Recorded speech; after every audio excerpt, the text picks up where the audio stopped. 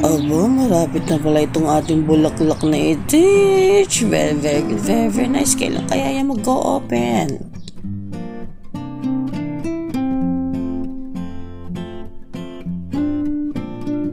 And next day, agad-agad, tingnan nyo naman na nangyari.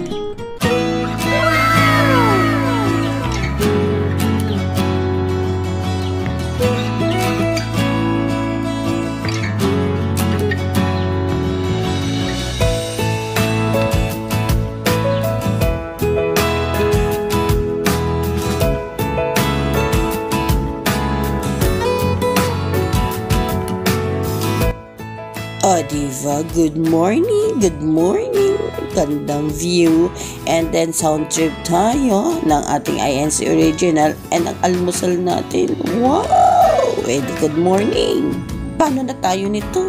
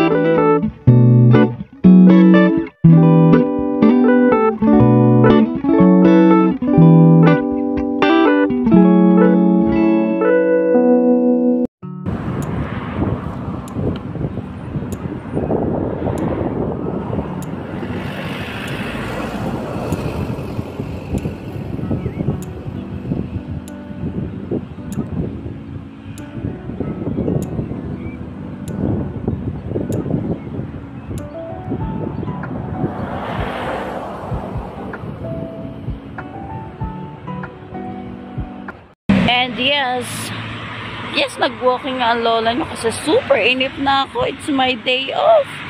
And ina-expect ko na magdo-DoorDash kami ni lolo. Pero wala siya. Ang ganda, ang green. At tingnan nyo kung saan ako nakarating. Oh, diva, nalating ko rin siya. Sala pa pala tayo. Walk pa tayo papunta doon. Para spotted natin. Picture muna tayo dito. Ang green, oh, ang ganda.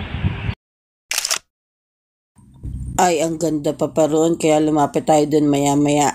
And ang ganda din dito sa kabila. And season nga ngayon ng mga punong yan at ang ganda niyan, parang nag-gold siya yung mga dahon niya. Pero during winter talagang lagas na lagas yan. And marami nga ako nakikita mga ganyan at pupuntahan natin sa isang park. Yung isang malagong ganyan. Tingnan natin kung okay na okay siya. And kailangan natin lumiba ng kalsada. Wish ko lang na safe tayo roundabout itong pupuntahan natin. Ang hirap dito tumawid. Pero dahil nag-explore tayo, gawin natin. And malampit nga itong ating tinatambayan sa Avalon Intermediate School. Parang school ni na Jack. Avalon nga lang street. Eh, nakita ko yung bus stop nila. Ang cute!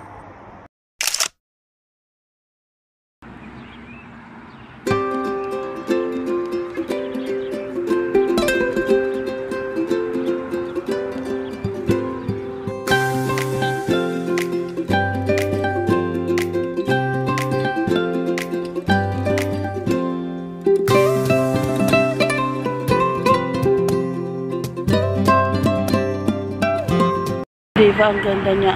Tapos may tulay dun. Punta tayo sa banda rin pa. Let's go!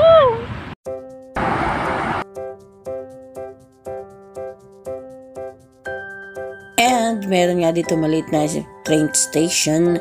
Pero may mas malapit pa ditong mga dalawa dito sa paunat at sa palikod natin. And timing na timing yung aking pag-akyat. Tingnan nyo naman ang ating na-witness.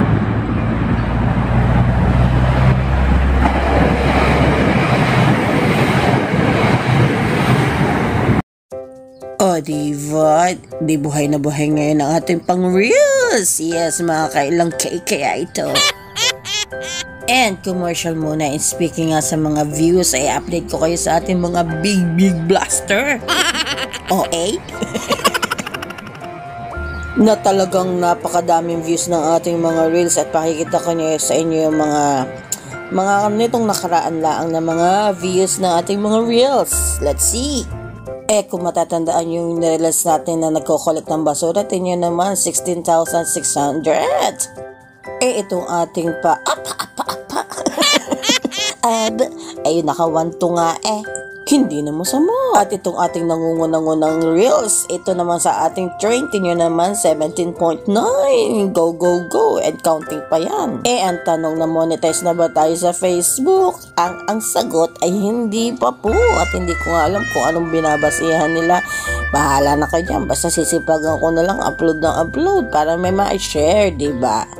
And happy moments na rin yun. Save ko na rin ito. At ang isa pa doon ay nakakawili din talaga ang mag-edit, ang mag-capture ng mga magagandang moment. Stress reliever na rin at katulad na rin ako sa iba para stress reliever din. Pero yung sa ating YouTube channel, okay na okay po yun. Kaya more watch, more income. Please help me. At dito sa ating Facebook para go, go, go din tayo dito.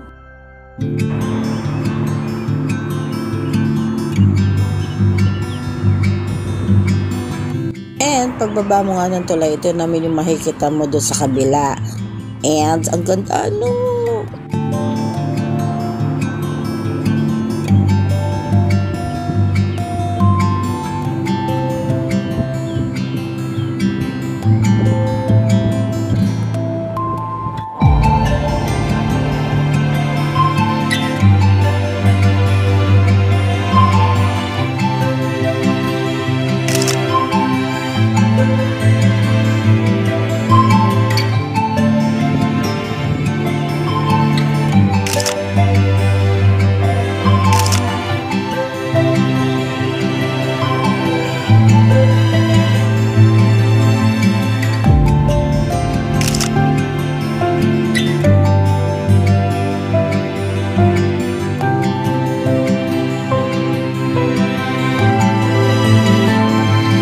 pagliban mo nga sa kabilang street, ito naman yung view niya, kalsada din siya.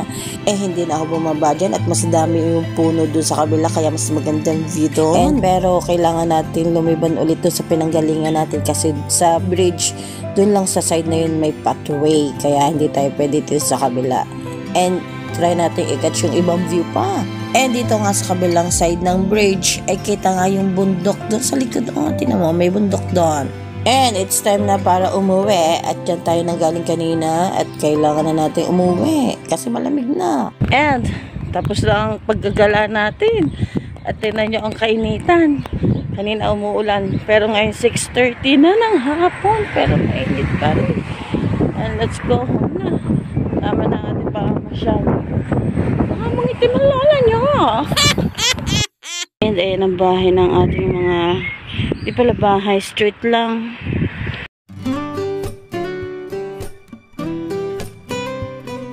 Ay, ang ganda ng kanilang harapan. Ang daming bulaklak at napakita ko na sa inyo noong nakaraan. At ito pang isang ito, ang ganda ng kanilang bakod. At tingnan nyo naman, ang ganda siguro mag-imot-imot do sa upuan yun. Ayun na. Kailangan natin mapasok yan. Baka kulong. At hindi ko nga masyadong pinapakita sa inyo mga bahay. Baka tayo maamura. And mag-iisip ako kung saan ako ulit pasisikot para sa ating pagbo-walking. Para maiba naman ang mood and sight ng lola niya.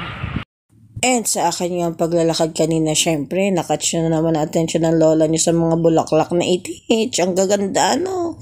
Pare-parehong klase pero iba-iba lang ang color. At meron nga ako nakita pang rose. Ang ganda ng kulay. Hindi ko alam kung rose yan. Basta rose yan siguro. And meron nga akong nakita.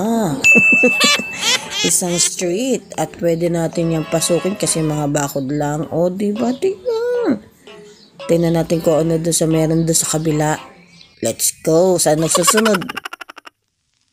And next morning, kung ikaw ang tatanungin, alin ang pipiliin mo?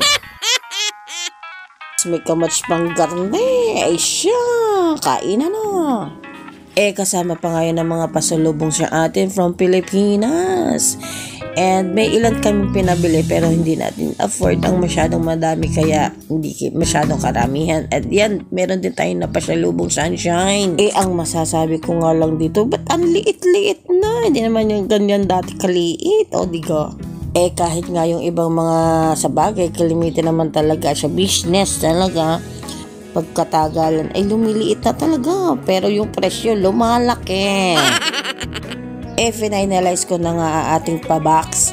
At ito yung ilikong nilagay. Ang cute na mga stuffed toy. Syempre yung tita hindi nagpadaig. At naglagay din ako dito sa aking ibabaw ng box sa mga anek-anek. Diba? Ang cute. At talaga naisip ko agad yung bilhin. And yes, may pupuntahan ulit tayo for today's video. Papadala natin ang box. Finally, papadala na natin ang ating box sa parents natin. Kayang-kaya nyo yan, boys. Magkano ba yung ating binayaran? So, ganito yon yung ating sa address sa Mindoro ay sa bracket nila ay kasama na tayo sa Visayas. So, mas dagdag charge siya. Niloko ko pa nga yun nag-aayos. Pilipino din naman. Sabi ko, ay kailan pa naging Visayas ang Mindoro? Yun, kasama nga niya yung Isla Verde.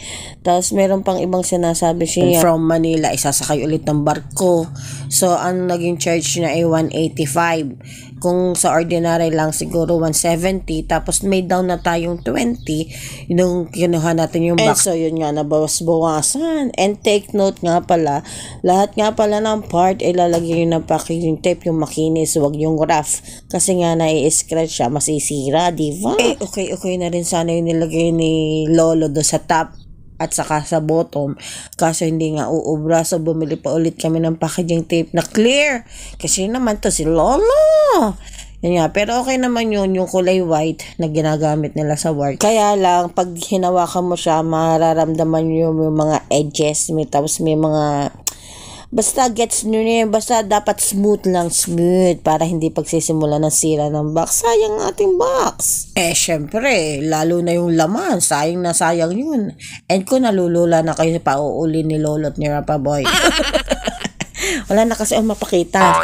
So yun nga, after nga nito, meron tayong pupuntahan. And syempre, next video na yun natin pakikita. Kailangan tipid-tipid. And that's all for today's video. Thanks for watching. Bye-bye. Siguro nga lang na itong mga ito. Kanina pa hawat yung box. Kanina pa, hindi pa makarating-rating sa pupuntahan.